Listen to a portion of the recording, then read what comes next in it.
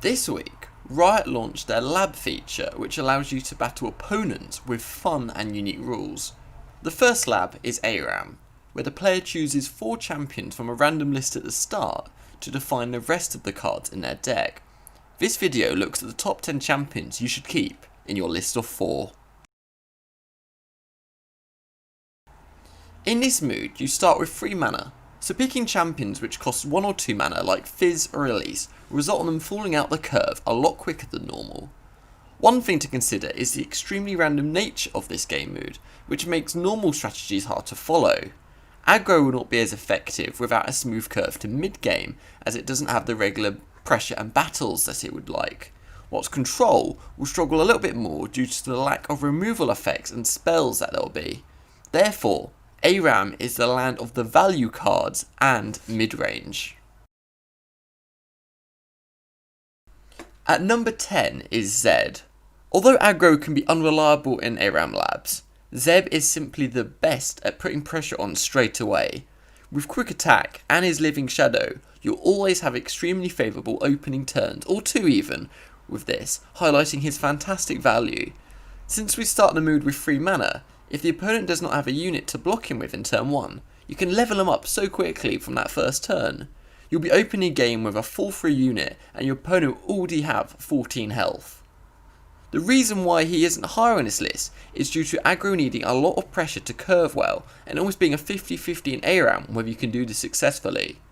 Champions higher on this list can more reliably help you close the game, so therefore he only appears 10th. At number 9 is Ashe. So Ashe can generate a lot of pressure for 4 mana and proves great value. More often than not, your opponent will not actually have 2 units on the second turn, resulting in a really easy early trade, as Ashe will frostbite the strongest unit. If you're able to make a survive and even level up, which is actually going to be possible in this deck due to automatically having frostbite themed cards in this mood, then the amount of value she can generate is insane. Given that Freljord champions dominate this top 10, she can easily be selected with others on this deck to fit this kind of Frostlight Freljord theme. The reason why she's lower is she relies a bit heavier on cards with Frostbite than others which have more generic levelling up effects, but still a very solid champion and deserves 9th spot. At number 8 is Shen. The 3-5 stat line makes Shen able to survive a hit from basically anything in his mana range. Additionally, his power was buffed in patch 1.2 from 2 to 3, making him take out most units right at the start of the game too. Therefore, he'll get the chance to give a barrier to at least 2 times when attacking, which is nothing to be laughed at. This will result in him having some really good trades from supported allies, or even himself in early game, taking out a few units. No one ever really thinks about Shen's early game power, which I absolutely love. The reason why this champion is appearing 8th on this list is due to the fact protecting a unit with barrier will always be useful and fit into many playstyles. Additionally, there's not many barrier cards in the game, so this will be predictable as to which cards are randomly going to be generated in your deck so you know what to expect. So think cards like Prismatic Barrier for example. Unfortunately, he isn't a game winner and will not make or break a game, so he does not appear higher on this list. At number 7 is Ezreal. Ezreal is the only reliable way to get plenty of removal spells like Mystic Shot in this game mood. If he's able to survive, he effectively has a built-in win condition with his effect, making him one of, if not the only, control strategy viable in this game mood.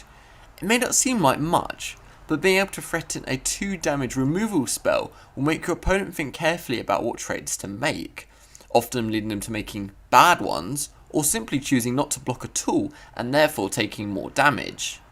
The value on Ezreal is very deceptive and it's why he appears 7th on this list. Removal spells will also be useful, which is why he appears on this rank on this list. The reason why he isn't higher is due to him being hard to level up without decks that specifically have lots of targeted spells, which in some regions rarely even appear. At number 6 is Kalista. So Kalista is another aggressive champion, but she's able to generate value later on through her leveled up abilities spawning ephemeral units. The condition to make a level up is not that difficult to obtain and will be achievable in lots of decks without too much effort, even if it's a little bit slower than if you had a purpose-built deck for this. The value she's able to generate later on repays it for the patience of making her in a hybrid, kind of aggro and mid-range strategy. As your decks will have an increased number of powerful champions, you may be able to frequently summon one of these for her ability. Kalista in some cases can win you the game, as the leveled up criteria is very generic and can fit into lots of different playstyles. She doesn't rely on ephemeral units or allies dying like Hecarim or Fresh, which is why she takes his spot on the list unlike them, which are much harder to synergize without having a purpose-built deck. Kalista can more or less fit with any other champion, which is why she's 6th on this list. At number 5 is Vi. So although she requires some setup, Vi is an insane value generator. She can easily take at least 2 trades herself, making her a 2-for-1 at worst. On top of that, if you manage to level her up, she's effectively a win condition, with a 5 damage per attacking strike. She offers plenty of value and control at the same time, taking advantage of her challenger keyword. The reason why she appears 5th on this list is for the same reason why she appears in the Heimer Vi control deck currently in the meta. She can act as a glorified follower and fits all playstyles. Being able to reliably challenge units and deal solid damage will fit alongside any champion. Also due to the nature of ARAM, you will have lots of different cards and lots of mana, so she'll be able to quickly level up. The reason why she isn't higher on this list is due to the fact that she isn't exactly a game changer and will need stronger champions to support her. Overall, a very solid champion to have in your deck. At number 4 is Braum. So Braum is value and has possibly been my favourite champion since day one. After surviving one battle in early game, you would effectively have a 4-8 worth of stats for 4 mana. On top of that, his new buff generating Mighty Poro with his level 1 card means you'll be packing so much value into those early game trades. Like Vi, the fact he can challenge units will always be useful, allowing clear paths for your more valuable units to attack the Nexus. The only drawback which means he isn't higher on this list is due to the fact that, like Vi, he isn't a game changer. He simply allows other champions and cards to do their job with less to worry about. Even though removal cards in this game are fairly rare, combat spells are not, and seeing a lot more usage, making Braum quite vulnerable and slow. However, he is an insane value generator if everything goes to plan, especially when buffed, so he deserves a very solid 4th place.